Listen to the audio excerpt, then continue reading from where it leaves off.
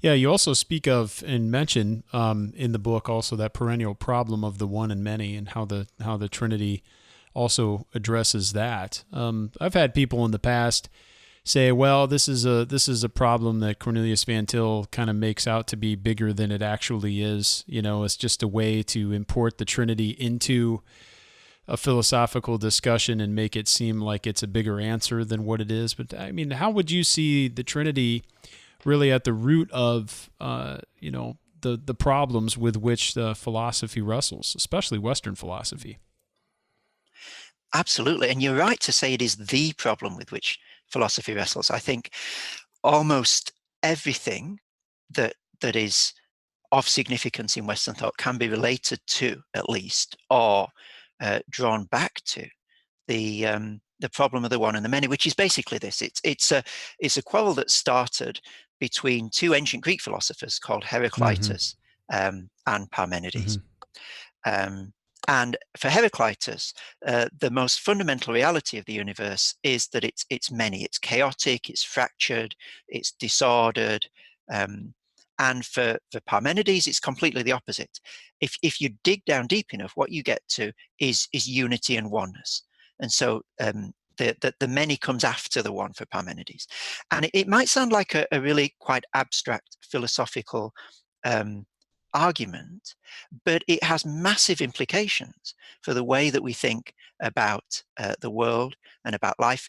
Should we ultimately expect to find coherence, for example, Yes. or is the world and therefore ourselves fundamentally chaotic, and we shouldn't try to force it into a coherent mold? So questions like that come out of this. And I think what the Trinity does, and the way that I try to describe it in Thinking Through Creation, is and this is a bit of a clumsy word, but I think it's helpful. It diagonalizes that opposition. And what I mean is that if you start with a choice between the one and the many, you're never going to get to the Bible.